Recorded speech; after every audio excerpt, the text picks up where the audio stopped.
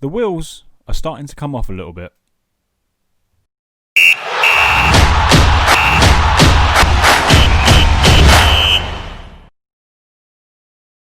Hello everyone, I'm Dan. Welcome back to Creator Club here on Reesy FC. This is part 6. Hope you are all well. And as I just mentioned there just before the intro, the wheels have started to come off a little bit. Not great. But let's take a look at the schedule and show you what has been going on then. You was last with us for the Vancouver game where we drew 3-3. It was a good game against the Vancouver Whitecaps. However, since then the form... Just before that game, the form was fantastic, wasn't it? It was a great start to the season. But since the Vancouver Whitecaps game, the last episode... the form has been diabolical, really. There was a few draws in there in a row, which, okay, not the end of the world. If you're not going to win the game, just don't lose it. And then we lost against LAFC, Los Angeles, so it was poor, 3-2 defeat. It was a late goal, albeit 86-minute strike that lost us the game. It was a good entertaining game, as the scoreline suggests. We then drew 2-2 at home. And then, you know what, it was another game we should have won. We played really well. We didn't just quite do enough to win that game. We keep defensively, we've been poor, as you can see by some of these score lines. Nashville, we won 3-0 comfortably. I thought we'd turned the corner. And then we got absolutely demolished by Houston Dynamo. 5-0 away from home. It just seemed like every time they went forward, they scored. It was outrageous. If we have a look at the match stats, just to show you the game itself. We had a lot of chances. 7 on target from 13 shots. Better XG than them, and they scored 5 goals. I mean, 0.86 isn't great, but how have they got 5 goals and got 0.83 XG? It makes no sense whatsoever. But we, stats-wise, more possession, more chances, were actually the better team technically, but we lost 5-0. It was a real frustrating game, that one. If we'd have lost 1 or 2-0, I'd have been like, well, we should have won the game. But to lose 5-0 was crazy there. And we threw back here somewhere. Where did I throw a bottle? I was really annoyed at one of the results. I can't remember which one it was, but I threw a bottle, and basically it must have been up here somewhere, Minnesota or Vancouver. For the second game against Vancouver, that 0-0 one was down to 10 men. I threw a bottle because I was really annoyed at that because we missed a lot of opportunities. And since I threw a bottle and started having a go at the team for some of these results, they have been whinging and moaning, and it's been outrageous, really. We lost to Colorado 4-1 at home. That was our first home defeat of the season, and we just drew with Philadelphia, which, again, was a game we absolutely bossed. Have a look at these stats yet again. Absolutely bossed the game.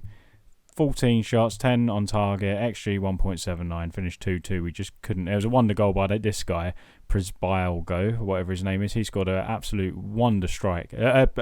Not so much a strike, it was just a lovely dink over the keeper from quite a way out. Keeper was in no man's land. We have no idea what he was doing. But you join us here today for the US Cup 4th round game against El Paso.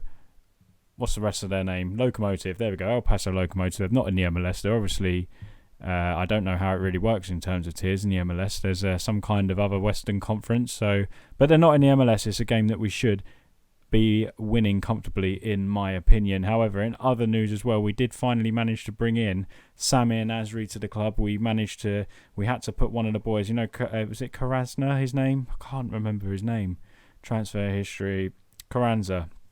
So he come in. He's played a couple of games for us. He's played quite well. He did get 1 goal in the substitute appearances, but look, he's played 8 times for us and scored once. So what we've done, we've really annoyed him by moving him to Real Monarchs, our affiliate side, and he got really angry at that, and we had to do that to fit Nasri into the team. So we finally got Nasri in, which is great. I didn't want, because the way the MLS works, didn't want Carranza going onto the waived list and being released. I wanted to keep him within the ranks, so we have just moved him to Real Monarchs, which he wasn't entirely happy with, which you can't really blame him, can you? So let's get into today's game then as we face El Paso. Let's show you the squad to face them here in the US Cup.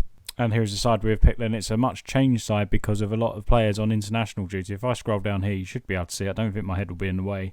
Martinez, Rusnak, Merrim, Glad. They're all on international duty. Rossi picked up an injury in the last game. He's out for up to 6 weeks. I think it was a calf injury. Yeah, calf strain. So he's out for 6 weeks, which is a massive loss because he is our top scorer with 12 goals. But we've got to deal with it somehow. So anyway, this is the side. McMath in goal. Toya Silva, Besla Herrera, Beckham and Everton Luiz, Ramirez, Nasri, Mulholland and Kralak up front. I am going to swap Herrera and Toya around. I don't know what they're doing that way around. They work better this way. There we go. And why can't we move them? There we go. I just tried millions of times switching them around, but it's finally worked. So that is the team we've gone with. It is a much changed side. I still expect us to get a decent victory here against El Paso Locomotive. And ignore that. We've done our OIs as well as usual. We don't obviously know too much about these players, but there are a few in there we do need to sort out with the OIs because they can. There's a few players that can really ping a ball. They're going to sit in deep, a deep block. As you can see, it's a 4-1-4-1. Ryan is the defensive midfielder. They're going to be hard to break down. And we've got an injury already, and it's Jason Ramirez who is injured. He doesn't get a lot of opportunities, and he hasn't got an opportunity today. 6 minutes in, he's injured, so we're going to bring Jake McGowan on, another one of our summer signings. Hopefully, he can come on and play better than he has been in recent weeks because he's been quite poor out there. Merrim's been out on international duty, and I mean, I'm really disappointed with the recent form because we started off so well. And they're just a bunch of crybabies.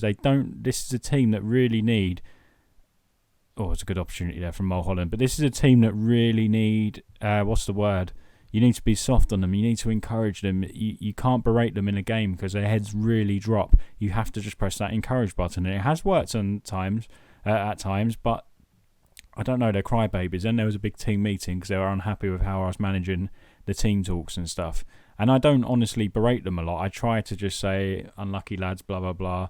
But the one time I did throw a bottle because we should have honestly won the game, they sulked. And since then, they've been poor. And when I've been berating them in games, heads down, we go on and concede 2 or 3. It doesn't ever work. Even if you press fire up, they just seem to it goes all sad faces, red faces down the bottom, and they don't like it at all. Silva, Beckham. And this has been a poor first half from us. Here's Herrera. I mean, it doesn't help with the international duties. I wanted to play a full-strength squad for this game because I wanted to batter them and get a bit of confidence in the team. But because of that, we've got pretty much half the side is completely different. Some players we haven't even looked at this season are in. Besler is in the back 4, who's normally in midfield, which I'm comfortable with because we have moved him there in some occasions and we've kept a couple of clean sheets when he has been there. And by bringing Nasri in, Kralak goes back to a deep line playmaker usually. I know he's up front today, and Besler does... That's a penalty there, surely. And Besler does drop into the back 4, and we do look a bit solid with him there because sometimes Silva looks a bit susceptible at the back. He is an old man, Silva, and he does get caught out a lot. That's a poor penalty, straight down the middle. Ketterer didn't even move, and it's still 0-0 here, and it's going to be half-time. And, well, watch it. I daren't start saying to him I'm not happy with the performance. So, well, actually, you know what? We will say that. I mean, they're a bit motivated, which is fine. If I said that with a gesture, however, they would not have been happy. It is a poor performance, though. Like, I've never heard of this side. El Paso Locomotive.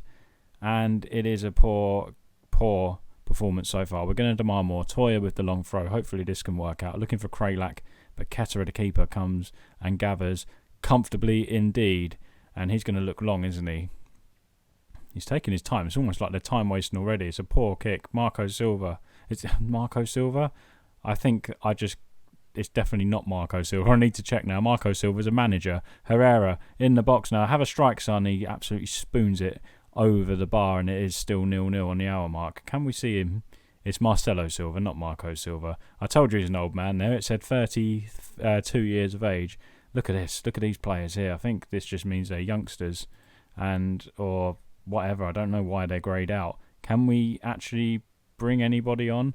I might bring on. Herrera is looking knackered and we can't afford to lose him. He is a vital part of our plan, so we are going to bring him off and put Powder on. The boys need a little kick up the backside. We can't shout at them anymore. I wanted to fire them up. See what happens. Here you go. Red faces. Ugh, so annoying. You need to be better, boys. We're going to go very attacking as well. This is a really poor performance again. We've had a lot of chances, not a lot on target. Hopefully we can get one here. And it's at the back post, and Nick Besler is there to make it 1-0 to Reesy FC. And finally we have the breakthrough. It's taken 84 minutes. But my word, I mean, we're just really poor at the moment. I don't understand why. Tactically, we're the same. Whether teams have worked us out, I'm not too sure. I think it's more of a mentality issue with the players because, as I said, they're a bunch of crybabies. They're brilliant and happy when things are going well. As soon as they get criticised, don't like it and sulk. And that's a good ball here. Kralak's in and he scores to make it 2-0. No, he doesn't. It's disallowed. And that's got to change for me. It's something I do want to look at. I can't deal with crybabies, because I can't just pander to them and tell them they played well when they didn't, because that would be ridiculous. 2 minutes remaining here. The game hopefully is wrapped up at 1-0. Can't see them making any more opportunities, and we've kind of scraped through. We deserve it in terms of stats, but it was another poor performance. And we're just going to say to them, a good win, boys, I think. Just, it's nice to see greens. It is nice to see greens there. If they lost that, I would have berated them. But that is confirmation we are through to the 5th round of the US Cup. And I think the vision was to get to the 5th round as a minimum, which it is. And so at the minute, we're still, despite the poor form at the minute, we're still on target with all of our objectives this season. It's still a fantastic season so far. And because of the start we made, I mean, it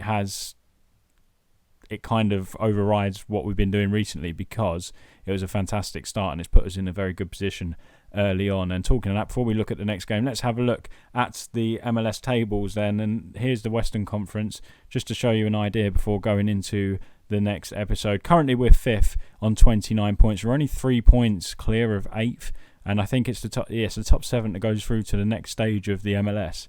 So we've dropped a hell of a lot of points, and that is a little bit concerning. We need to pick up and find some form. Hopefully the international boys will be back soon and we can have a full strength team very soon, because over the last 2 or 3 games we haven't managed to have a full strength team. Losing Rossi is a problem, so we're going to have to look at that, and hopefully one of the boys can come in. Martinez maybe can come in and score a few goals for us, but I'm sure we can pick up the form and just put a bit of a gap between us and Vancouver. And in the Supporters Shield standings, we are currently 8th, and out of the entire MLS, that's pretty good for us, to be honest. Out of 27, we are 8th, and again, a couple of wins. Look, we're only 5 points off of Atlanta United. FC Dallas have been terrific this year, 10 points clear in our conference, and they're 8 points clear of the overall Supporters Shield. So guys, when will we come back then? After an okay cup win, I suppose. Let's have a look then. We will come back to you. Maybe that'll be a test, that one, Atlanta United. Maybe we'll come back for this one then. We won't show the US Cup 5th round because that is too soon. We'll come back for the game against Atlanta United at home. Hopefully we can pick up a few victories here in the MLS along the way. So guys, if you did enjoy that video, please leave a like on the video. Make sure you subscribe to the channel as well if you're new here and haven't already done so. Hit the little bell to be notified every time I upload a video. And thanks for watching. See you next time here on Reesy FC. Bye bye.